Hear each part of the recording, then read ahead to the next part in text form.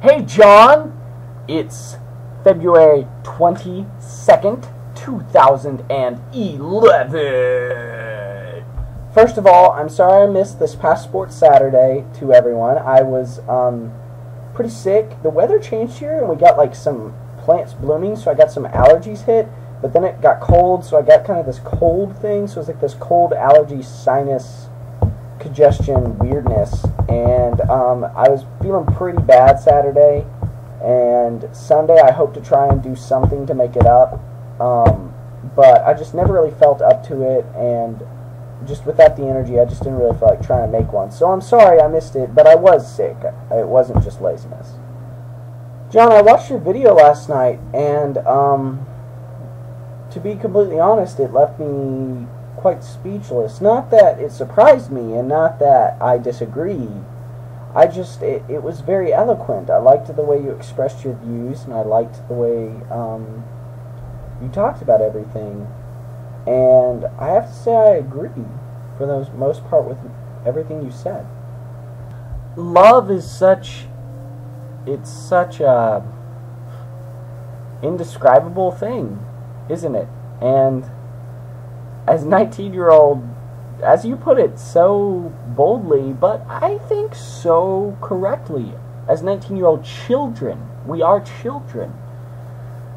We don't know these things yet. We felt things that are like it. I'm guilty of calling things I felt that, and at the time that was what it was, and that was love. But we're children. We're still learning. We're learning to love. We're learning to love someone else. We're learning to love ourselves.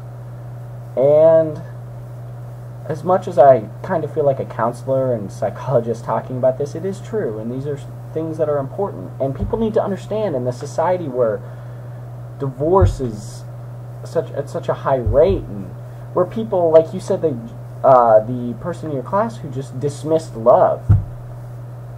Dismissed love?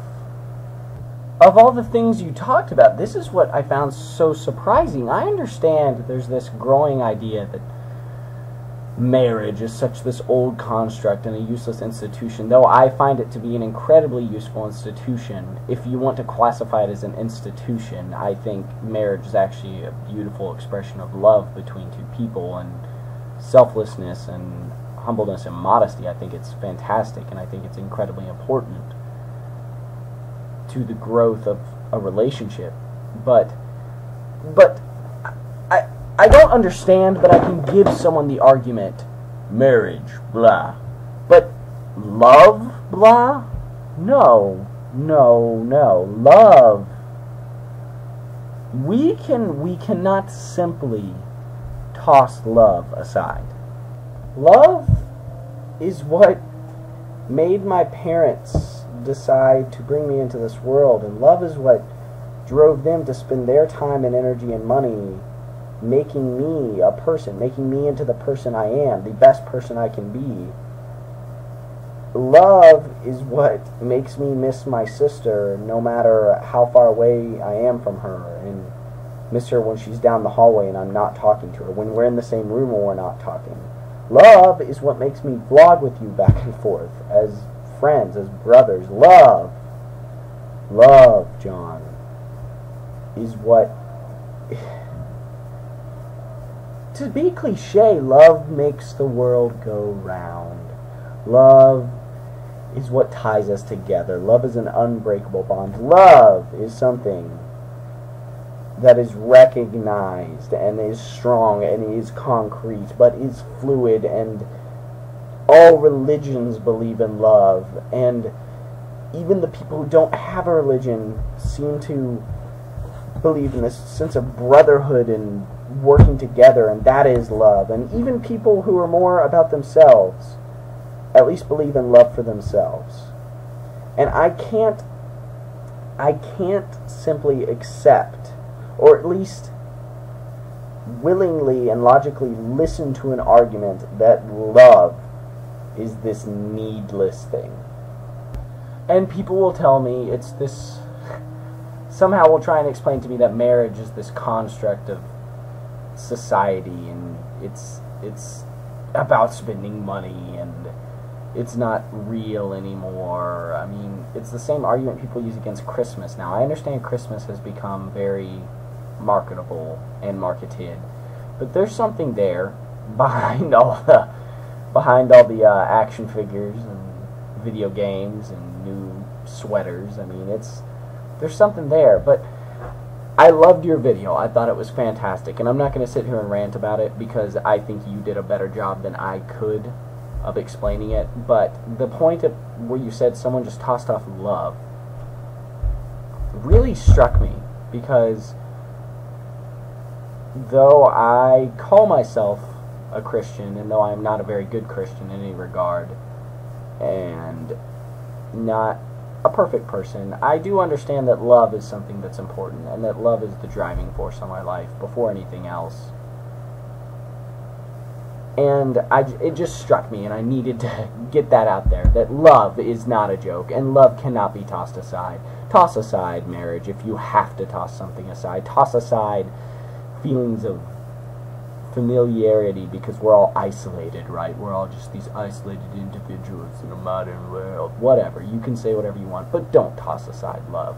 Don't toss aside love, because you can't. But I had something interesting to tell you today.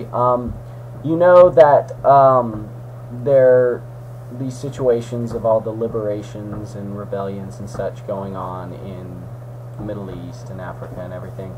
There were people actually protesting, holding signs, what you will, for Libya today. And I thought that was very interesting, and I guess, I don't know, maybe I'm a little too close-minded, but I was kind of surprised at in Oklahoma to see that. And I understand it's a college campus, so you get some of the most, I don't know, open-minded and open things going on, but I was kind of surprised in Oklahoma to see that, and it kind of warmed my heart to see some people involved, but it got me to thinking about what is my place in all of these revolutions and things going on right now.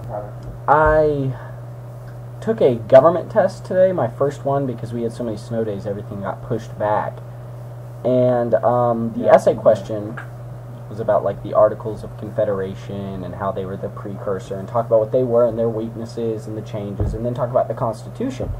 And I spent a large portion of my essay talking about how the Constitution is such an exceptional thing. It's so different. American government is an exception to other governments, really, with the idea of federalism and freedom we do. And not to be pompous about America, but it is very just an exceptional system. It's very different. And I was writing about all these ideals of freedom and laid down and for the people and by the people, and realizing that as I'm 19, I'm only now truly learning about my government and how it is working. And then thinking about these students and these people in these countries who are active and actually understand their position on all of this and are making these rebellions. And to tell the truth, I felt really ignorant and really selfish. But I couldn't really come up with one solid thought on the whole thing, and I just kind of kept coming back to this point of, wow, I truly have grown up in such a fantastic and lucky position with government, in a government that is so interesting and so unique and built for my success. And had never thought about it before, never really taken the time to learn about it, actually just spent time cramming for tests. And I don't know, it makes me want to be a little more active. And I'd like to know what you kind of think about that, John, about us growing up as Americans and not really thinking about what it means to be American other than NASCAR and Bud and, Rottweilers. I don't know. I'd just like to see what you think about that, because it's kind of baffling me, and I'm thinking more about it. It's just something different, something very different, to look at a viewpoint of, wow, I am ignorant, even though I think I'm great, and I watch The Daily Show. Does that really inform me? No, it doesn't. But I love The Daily Show. But John, that's all I have. I really would like to hear what you have to say tomorrow. And I look forward to making another video, another serious one. I know that's kind of lame since I kind of spent all last week just being funny, but I look forward to getting to make another serious one. I hope this serious collaborative dialogue goes a lot this week. Love you, bud. See you tomorrow.